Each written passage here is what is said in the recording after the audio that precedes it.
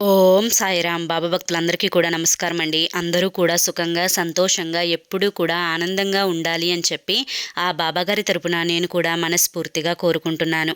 ఈరోజు బాబాగారు అందించే సందేశం ఏంటి అంటే కనుక, తల్లి నాపై నమ్మకం ఉంటే నువ్వు ఒంటరిగా విను, అదృష్టం తలుపు తట్టినట్లే, 5 నిమిషాలలో నీ కళ ఈ వీడియోలోనే తీరిపోతుందమ్మా అని చెప్పి ఏదో తెలియని సందేశాన్ని ఈరోజు బాబాగారు మనకు అందించాలి అనుకుంటున్నారండి. మరి బాబాగారు ఏ సందేశం అందించినా కూడా అది మన భవిష్యత్తుకు పునాది అని చెప్పి మనందరికీ కూడా తెలిసిన విషయమే కదా. మరి ఎవరికైతే బాబాగారి మీద పూర్తి నమ్మకం విశ్వాసం ఉంటాయో వారందరూ కూడా ఈ వీడియోకి ఒక చిన్న లైక్ ఇచ్చి వీడియోని వినడం స్టార్ట్ చేయండి. దానికంటే ముందు చాలామంది కూడా అడుగుతున్నారండి, గురువుగారి గురించి చెప్పండి అక్క అని చెప్పి. నేను పదే పదే ఈ గురువుగారి గురించి ఎందుకు చెప్తున్నాను అంటే కనుక, నా జీవితంలో నేను కష్ట సమయంలో ఉన్నప్పుడు ఈ కష్టం నుంచి బయటపడగలనా అనుకున్న సమయంలో ఈ గురువుగారిని కాంటాక్ట్ అయ్యానండి. గురువుగారు చేసిన పూజల వల్ల ఆ కష్టం నుంచి నేను బయటపడి ఈ రోజున ఆనందంగా జీవితంలో ముందడుగు వేస్తున్నాను. అలాగే మీ జీవితాలలో ఎటువంటి సమస్యలున్నా కానీ శ్రీ షిరిడి సాయిబాబా ఆశీస్సులతో జ్యోతిష్యం చెప్పబడును గురూజీ శివరామరాజు గారు. Phone number 995994225552. మీరు ఇప్పటి వరకు ఎన్నో చోట్ల జ్యోతిష్యం చెప్పించుకొని మీరు ఆశించిన మార్పులు మీ జీవితాలలో జరగలేదని చెప్పి బాధపడి ఉంటారు. కానీ గురువుగారి దగ్గర అస్సలు అలా జరగదండి. మీ సమస్యలు ఏవైతే ఉన్నాయో, ప్రేమ, పెళ్లి, ఉద్యోగం, రాజకీయం, సంతానం లేక ఇబ్బంది పడుతున్నా, భార్యాభర్తల మధ్య గొడవలున్నా, అప్పుల సమస్యలున్నా, శత్రువుల సమస్యలున్నా అవేంటో మీరు గురువుగారికి వివరించి చెప్పినట్లయితే వాటికి తగిన పూజలు చేసి మీకు రోజులలోనే గురువుగారు పరిష్కారాన్ని చూపిస్తారు. గురువుగారు చెప్పినట్లు 100కు 1000% జరుగుతుందండి. నమ్మకంతో కాంటాక్ట్ అవ్వండి. స్క్రీన్ మీద కనిపిస్తున్న నెంబర్కి మీ సమస్యల నుంచి బయటపడి జీవితంలో ఆనందంగా ముందడుగు వేయండి. ఇక ఆలస్యం చేయకుండా బాబాగారి యొక్క సందేశం ఏంటో మనం తెలుసుకుందాం. బిడ్డ, ఒంటరిగా చూడమని ఎందుకు చెప్పానో నువ్వు ఈ చిన్న కథని వినమ్మా, జాగ్రత్తగా అర్థమవుతుంది. ఒక ఊరిలో ఒక రాజుగారు ఉన్నారు. ఆ రాజుగారికి ఒక చక్కటి అందమైన రాకుమార్తె ఉంది. అంత అందమైన రాకుమార్తెకు ఒక మంచి అందగాడైన యువరాజైన రాకుమారుడిని ఇచ్చి పెళ్లి చేయాలి అనుకున్నాడు ఆ రాజుగారు. అయితే అందరినీ కూడా పిలిపించి తన కూతురికి తగ్గ వరుడిని చూడమని చెప్పి ఒక ఆదేశాన్ని అయితే ఇచ్చారనమాట. ఇక రాజభటులు కానివ్వండి, మంత్రులు కానివ్వండి, తోటి రాజులు కానివ్వండి, అందరూ కూడా ఆ రాకుమార్తెకు పెళ్లి సంబంధం చూడటం అయితే మొదలు పెట్టారనమాట.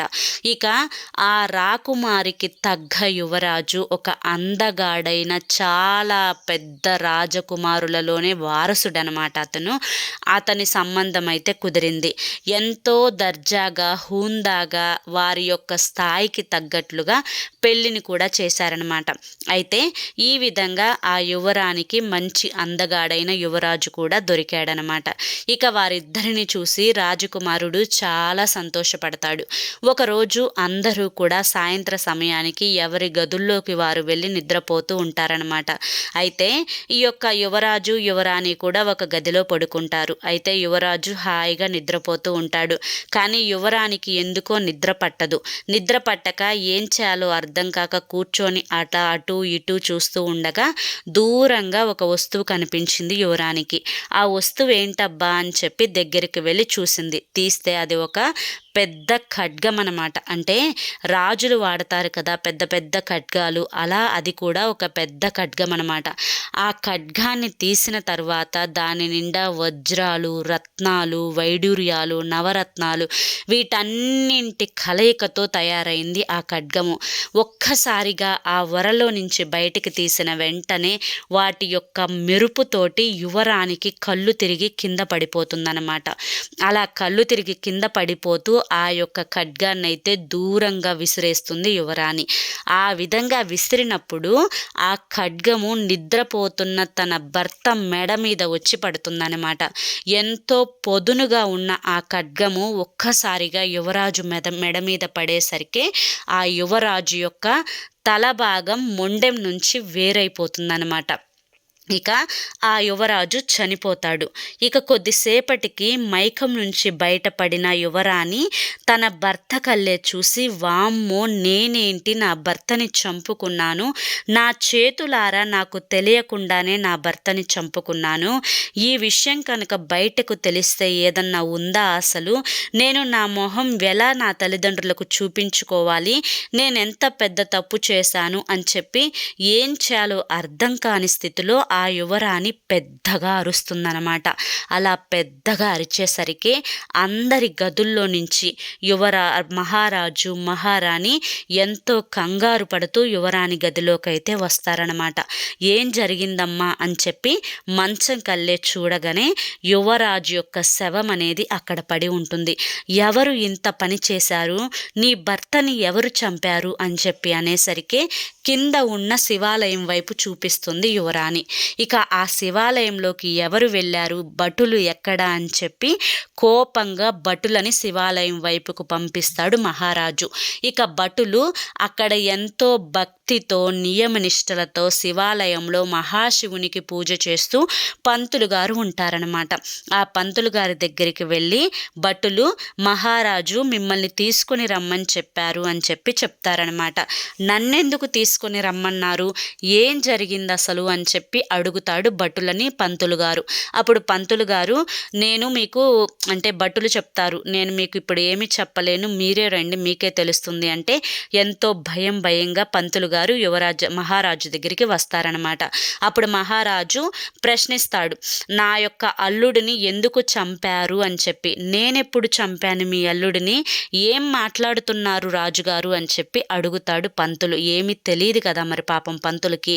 అడుగుతాడనమాట, నాటకాలు ఆడకండి, ఎందుకు నా యొక్క అల్లుడిని చంపాల్సిన పరిస్థితి మీకు ఏర్పడింది, మీకేం కావాలి, ఎందుకు ఇంత దుర్మార్గానికి పాలుపడ్డారు అని చెప్పి అడిగేసరికి, ఏం మాట్లాడుతున్నారండి, కొన్ని సంవత్సరాల నుంచి నేను ఈ రాజ్యంలోని శివాలయంలో పూజలు చేస్తూ ఉన్నాను, ఆ మహాశివుని మీద ఆజ్ఞ వేసి చెప్తున్నాను, నేను ఈ హత్య చెయ్యలేదు అని చెప్పి ఆ యొక్క పంతులు ఎంత మొరపెట్టుకున్నా కూడా మహారాజు వినకుండా, మీరే చంపారు అని చెప్పి కల్లారా చూసిన నా కూతురే చెప్పింది, నా కూతురు మాట నమ్మాలా మీ మాట నమ్మాలా, మరొకరు అయితే ఆలోచించకుండా ఇప్పటికే ప్రాణాన్ని తీసేసేవాడిని, కాకపోతే మీరు ఎన్నో సంవత్సరాల నుంచి ఇక్కడ శివాలయంలో పూజలు చేస్తున్న కారణంగా మిమ్మల్ని ప్రాణాలతో విడిచిపెట్టి ఏ చేత్తో అయితే నా అల్లుడిని చంపారో ఆ చేతిని మాత్రం ఈరోజు కత్తితో నరికించేస్తాను అని చెప్పి ఆ యొక్క చేతినైతే నరికించేస్తాడనమాట మహారాజు. ఇక ఆ పంతులకి చాలా బాధగా ఏడుస్తూ అడవుల్లోకి బయలుదేరతాడు. అడవిలో ఒక చెట్టు కింద ఒక మునీశ్వరుడు తపస్సు చేస్తూ ఉంటాడు. ఈ యొక్క పంతులు ఆ మునీశ్వరుడి దగ్గరికి వెళ్ళి, స్వామి, నేను ఏం తప్పు చేశానో నాకు తెలియదు, నాకు ఊహ తెలిసిన దగ్గర నుంచి ఎవ్వరికి ఏ అన్యాయం చేయలేదు, ఆ మహాశివుని యొక్క పూజలో లీనమైపోయాను, ఆ యొక్క రాజమందిరంలో కొన్ని సంవత్సరాల నుంచి పూజలు చేస్తూ వచ్చాను, అయినా కానీ ఈ రోజున నా చేతిని నరికేసి నన్ను అవమానించి పంపించారు అని చెప్పగా ఆ యొక్క గురువు అంటే ఆ మునీశ్వరుడు ఏం చెప్తాడు అంటే కనుక, నాయనా, నువ్వు ఈ జన్మలో చేసిన పాపం కాదు ఇది, ఇప్పుడు నువ్వు అనుభవిస్తున్న ఈ పాపానికి కారణం పోయిన జన్మలో చేసిన పాపం. పోయిన జన్మలో ఆ రాకుమారి ఎవరైతే ఉన్నదో ఆ రాకుమారి ఆవు, ఆ రాకుమారుడు అంటే యువరాజు ఎవరైతే చనిపోయాడో అతను కసాయివాడు. ఇప్పుడు నువ్వు ఆ కసాయివాడు ఆవుని నరికివేసి భోజనం చేద్దాము, ఆవుని భుజింప చేద్దాము, ఆవుని తిందాము అనుకొని కసాయివాడు ఆవు వెనక పడి చంపబోతున్న సమయంలో నువ్వు పోయిన జన్మలో నీ చేత్తో పారిపోతున్న ఆవుని పట్టుకొని కసాయివాడికి అప్పచెప్పావు. ఇప్పుడు కసాయివాడు ఆ యొక్క రాకుమారుడు యువరాజు ఎవరైతే చనిపోయాడో అతను ఇప్పుడు చనిపోయాడు. ఇక ఆవు రాకుమారి, అతను పాపం చాలా సాధు జంతువు అన్నమాట. అతను అంటే ఆ యొక్క ఆవు ఏ పాపం చేయలేదు, అనవసరంగా ఆ కసాయి వాడి చేత నువ్వు చేసిన సహాయం వల్ల చనిపోయింది. నీ చేయి పోయిన జన్మలో సహాయం చేసింది కాబట్టి నీ చెయ్యి ఇప్పుడు ఖండించబడింది అని చెప్తాడనమాట. మరి నేను ఎన్ని పూజలు చేస్తున్నా కానీ నా భార్య నన్ను ఎందుకు తిడుతుంది అని చెప్పి అడుగుతాడనమాట. నువ్వు ఎన్ని పూజలు చేసినా కానీ పోయిన జన్మలో నీ యొక్క భార్య ఎవరైతే ఉన్నారో ఆ భార్య పోయిన జన్మలో నీ కింద గాడిదగా వెట్టి చాకిరీ చేసింది. నువ్వు ఎన్నో పనులు ఆ గాడిద చేత చేయించుకున్నావు. దాని యొక్క ప్రతిఫలమే ఈ జన్మలో నువ్వు అతనికి భర్త అంటే ఆవిడకు భర్తగా దొరికావు. అంటే ఆ గాడిదగా ఎన్ని సేవలు చేయించుకున్నావో ఆ యొక్క రుణఫలాన్ని ఇప్పుడు తిట్ల రూపంలో నువ్వు అనుభవిస్తూ ఉన్నావు అని చెప్పి చెప్తుందనమాట. అయితే ఇక్కడితో కథ ముగుస్తుంది. ఈ కథ ద్వారా బాబాగారు చెప్పాలి అనుకుంటున్న నీతి ఏంటి అంటే కనుక, తల్లి ఒంటరిగా విన్నావు, ఎన్ని కష్టాలు ఎన్ని బాధలు అని చెప్పి రోజు ఆలోచించుకొని బాధపడుతూ ఉన్నావు. బిడ్డ, ఇప్పుడైనా నీకు అర్థమైందా? ఈ జన్మలో చేసిన పాపాలు కాదమ్మా ఇవి, పూర్వజన్మలో తెలిసో తెలియకో చేసిన పాపాలు. పూర్వజన్మలో చేసిన పాపాల వల్ల ఆ యొక్క యువరాజు ఏమయ్యాడు, ఆ పంతులు పరిస్థితి ఏమైంది చెప్పు. అలాగే నువ్వు పడుతున్న కష్టాలకి కారణం కూడా పోయిన జన్మలో చేసిన పాపాలే. మరి ఈ జన్మలో ఈ కష్టాలు అనుభవించకుండా తప్పించుకోవడం నా వల్ల కాదా బాబా అని చెప్పి నువ్వు నన్ను ప్రశ్నిస్తే దానికి సమాధానం ఏమని చెప్తాను అంటే కనుక, బిడ్డ, ఖచ్చితంగా తప్పించుకోవచ్చు. అది ఎలాగో చెప్పమంటావా? నువ్వు ఎవరైతే ఆపదలో ఉన్నారో ఆపదలో ఉన్న వారికి సహాయం చేసి వారికి నీ మాటల రూపంలోనో నీ చేతల రూపంలోనో నువ్వు ఏదో ఒక సహాయాన్ని అందించడం వల్ల పూర్వజన్మ పాపాల నుంచి నువ్వు బయటపడవచ్చు. అలాగే నీ తల్లిదండ్రులను ప్రేమగా చూసుకోవడం వల్ల కూడా పూర్వజన్మ పాపాల నుంచి బయటపడవచ్చు. నీ తోబుట్టువులకు నువ్వు చేతనైనంత సహాయం చేయడం వల్ల కూడా నువ్వు పూర్వజన్మ యొక్క పాపాల నుంచి బయటపడవచ్చు. ఈ జన్మలో నువ్వు ఎవరిని నొప్పించకుండా అందరినీ కూడా సంతోష పెడుతూ ఉండడం వల్ల కూడా నువ్వు పూర్వజన్మ పాపాల నుంచి తప్పించుకోవచ్చు. ఇలా నువ్వు ఏ చిన్న పుణ్యకార్యం చేసినా కూడా నువ్వు పూర్వజన్మ యొక్క పాపాల నుంచి తప్పించుకోబడతావు. అదృష్టం నీకు తలుపు తడుతుంది తల్లి.